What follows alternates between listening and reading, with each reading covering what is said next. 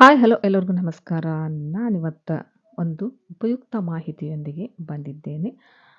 ನೋಡಿ ನಾನೊಂದು ಬಾಕ್ಸನ್ನು ತೊಗೊಂಡಿದ್ದೀನಿ. ಬಾಸುಮತಿ ರೈಸ್‌ನ ಬಾಕ್ಸನ್ನು ತೊಗೊಂಡಿದ್ದೀನಿ. ಇದು ಗ್ರಿಪ್ಪರ್ ಇದೆ ಇದಕ್ಕೆ.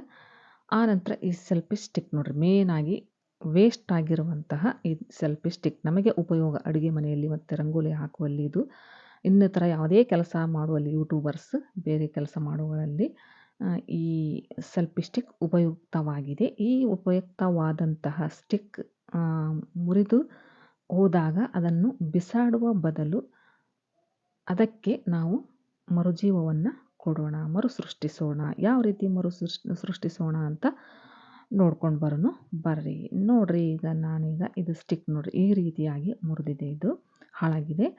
ಇದರಲ್ಲಿ ಫೋನು ಕೂಡ್ತಾ ಇಲ್ಲ, ಫೋನು ಜಾರಿ ಜಾರಿ ಬೀಳ್ತಾ ಇದೆ. ಈ ಮೇಲ್ಗಡೆ ಫೋನ್ ಇಟ್ಟರೆ ನಾವು ವಿಡಿಯೋ ಮಾಡಲಿಕ್ಕೆ ಅದು ಆಗ್ತಾ ಇಲ್ಲ. ಹಾಗಾಗಿ ನಾನೀಗ ಇದನ್ನು ಮರು ಸೃಷ್ಟಿ ಅಂದರೆ ಮರು ರೆಡಿ ಮಾಡಬೇಕಂತ ಮಾಡ್ತಾ ಇದ್ದೀನಿ. ಈಗ ನೋಡಿ, ನಾನು ಅದನ್ನು ರೆಡಿ ಮಾಡಲಿಕ್ಕೆ ಈಗ ಸ್ಟಿಕ್, ಉಸುಗು ಮತ್ತು ಸಿಮೆಂಟು, ಆನಂತರ ಒಂದು ಜಗ್ ನೀರನ್ನು ತೊಗೊಂಡಿದ್ದೀನಿ. ಈ ಸ್ಟಿಕ್ಕು ಮತ್ತು ವೇಸ್ಟ್ ಬಾಟಲನ್ನು ಸಹಿತ ತೊಗೊಂಡಿದ್ದೀನಿ. ಈಗ ಮೊದಲಿಗೆ ನಾನು ಉಸುಗನ್ನು ಹಾಕ್ತಾಯಿದ್ದೀನಿ. ಉಸುಗು ಅಂದರೆ ಮರಳು ಅಥವಾ ಉಸುಗು, ಇದನ್ನು ಹಾಕ್ತಾಯಿದ್ದೀನಿ. ಒಂದು ವೇಸ್ಟ್ ಆದ ಒಂದು ಡಬ್ಬದಲ್ಲಿ ಇದನ್ನು ಹಾಕ್ತಾಯಿದ್ದೀನಿ ನೋಡಿರಿ.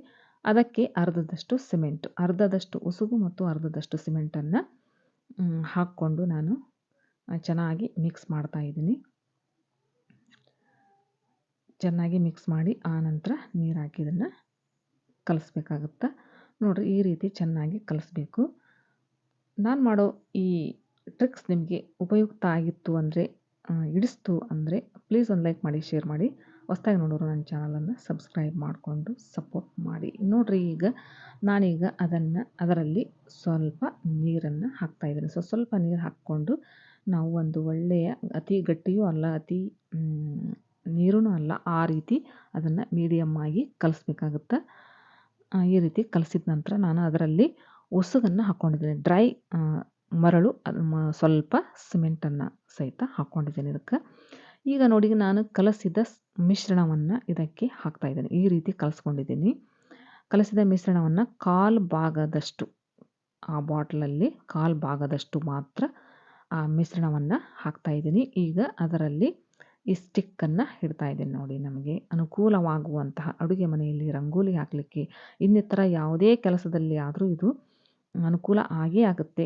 ಆ ಸ್ಟಿಕ್ ವೇಸ್ಟ್ ಆದಾಗ ನಮಗೆ ಸಮಸ್ಯೆ ಆಗುತ್ತಲ್ಲ, ಹಂಗಾಗಿ ನಾವು ಇದನ್ನು ಮತ್ತೆ ರೆಡಿ ಮಾಡೋಣ ಅಂತ ಮಾಡ್ತಾಯಿದ್ದೀನಿ. ಈಗ ನೋಡಿ, ನಾನು ಆ ಸ್ಟಿಕ್ ಇಟ್ಟ ನಂತರ ಮತ್ತೆ ಅದಕ್ಕೆ ಸುತ್ತಲೂ ಸಿಮೆಂಟನ್ನು ಹಾಕ್ತಾಯಿದ್ದೀನಿ. ಕಲಸಿದ ಮಿಶ್ರಣ ಉಸುಗು ಮತ್ತು ಸಿಮೆಂಟಿನ ಮಿಶ್ರಣವನ್ನು ಹಾಕಿದ್ದೀನಿ. ನೋಡಿರಿ, ಮುಕ್ಕಾಲು ಡಬ್ಬಾದಷ್ಟು ನಾನು ಹಾಕ್ಕೊಂಡಿದ್ದೀನಿ. ಈಗ ನೋಡಿರಿ, ಈ ರೀತಿ ಆಗಿದೆ ಅದು. ಈಗ ನಾನು ಇನ್ನೊಂದು ಸ್ವಲ್ಪ ಉಸುಗನ್ನು ಹಾಕಿ, ಅದನ್ನು ಕಲಸಿದ ಮಿಶ್ರಣವನ್ನು ಹಾಕಿ ಈ ರೀತಿ ಸ್ಪೂನಲ್ಲಿ ಚೆನ್ನಾಗಿ ನಯವಾಗಿ ಅದನ್ನು ಸಾಫ್ಟ್ ಮಾಡ್ತಾಯಿದ್ದೀನಿ. ನೀಟಾಗಿ ನುಣುಪಾಗಲಿ ಅನ್ನೋ ದೃಷ್ಟಿಯಿಂದ ಈ ರೀತಿ ಅದನ್ನು ಮಾಡ್ತಾಯಿದ್ದೀನಿ. ಆನಂತರ ಮಾರನೇ ದಿನ ಇದು ಗಟ್ಟಿ ಆಯಿತು. ಗಟ್ಟಿ ಆದ ನಂತರ ನಾವೇನು ಮಾಡಬೇಕು ಅಂದರೆ, ಇದಕ್ಕೆ ನೀರು ಹಾಕ್ತಾ ಬರಬೇಕು. ನೋಡಿ, 3 ಟೈಮ್ ಸ್ವಲ್ಪ ನೀರನ್ನು ಹಾಕಬೇಕು. ಯಾಕಂದ್ರೆ ನೀರು ಹಾಕಿದಂಗೆಲ್ಲ ಅದು ಗಟ್ಟಿ ಆಗ್ತಾ ಹೋಗುತ್ತೆ. ನಾವು ಮೇಲ್ಗಡೆ ಫೋನು ಇಟ್ಟಾಗ ಅದು ಬೀಳುವ ಚಾನ್ಸಸ್ ಇರುವುದಿಲ್ಲ, ಚೆನ್ನಾಗಿ ಕೂಡುತ್ತೆ. ನನಗಂತೂ ಫುಲ್ ಭಾಳ ಹಿಡಿಸ್ತ್ರಿ ಈ ಟ್ರಿಕ್ಸ್ ಅಂತೂ. ಇದನ್ನು ಮಾಡಿರುವುದು ನನಗೆ ಭಾಳ ಖುಷಿ ಆಯಿತು. ಈ ರೀತಿಯಾಗಿ ಹಾಳಾಗಿರುವಂತಹ ಸೆಲ್ಫಿ ಸ್ಟಿಕ್ಕನ್ನು ಈ ರೀತಿ ವಾಪಸ್ಸು ನಾವು ರೆಡಿ ಮಾಡಿದ್ರೆ ಎಷ್ಟು ಖುಷಿ ಆಗುತ್ತೆ ನೋಡಿರಿ. ನಾವು ಅಡುಗೆ ಮನೆಯಲ್ಲಿ ಸ್ವಲ್ಪ ಜಾಗ ಇರುತ್ತೆ, ಹಂಗಾಗಿ ಅದು ಸೆಲ್ಫಿ ಸ್ಟಿಕ್ಕನ್ನು ಕೂಡ್ತಿರಲ್ಲ. ಈ ರೀತಿ ನಾವು ಮುರಿದು ಹೋದಂತಹ ಸೆಲ್ಫಿ ಸ್ಟಿಕ್ಕನ್ನು ಈ ರೀತಿ ರೆಡಿ ಮಾಡಿದರೆ ಅಡುಗೆ ಮಾಡೋದಾಗಲಿ, ರಂಗೋಲಿ ಹಾಕೋದಾಗಲಿ, ಇನ್ನಿತರ ಯಾವುದೇ ಯೂಟ್ಯೂಬರ್ಸ್ಗಳು ಯಾವುದೇ ಕೆಲಸವನ್ನು ಮಾಡಲಿ, ಅವರಿಗೆ ಅನುಕೂಲವಾಗುವಂತಹ ಯಾವುದೇ ರೀತಿ ಆ್ಯಂಗಲಲ್ಲಿ ತಿರುಗಿಸಿದ್ರೂ ಸಹಿತ ಇದು ತಿರುಗುತ್ತೆ ನೋಡಿರಿ. ಈ ರೀತಿ ಒಳ್ಳೆಯ ಉಪಯುಕ್ತವಾದಂತಹ ಮಾಹಿತಿ ಅಂತ ನನಗೆ ಅನಿಸಿದೆ.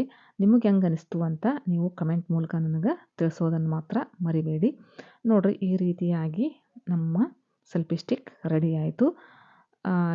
ಇದು ಫೋನ್ ಮಾತ್ರ ಚೆನ್ನಾಗಿ ಕೂತ್ಕೊಂಡಿದೆ. ಬೀಳೋದಿಲ್ಲ. ಗ್ರಿಪ್ಪರ್ ಮಾತ್ರ ಮಸ್ತಾಗೈತಿ.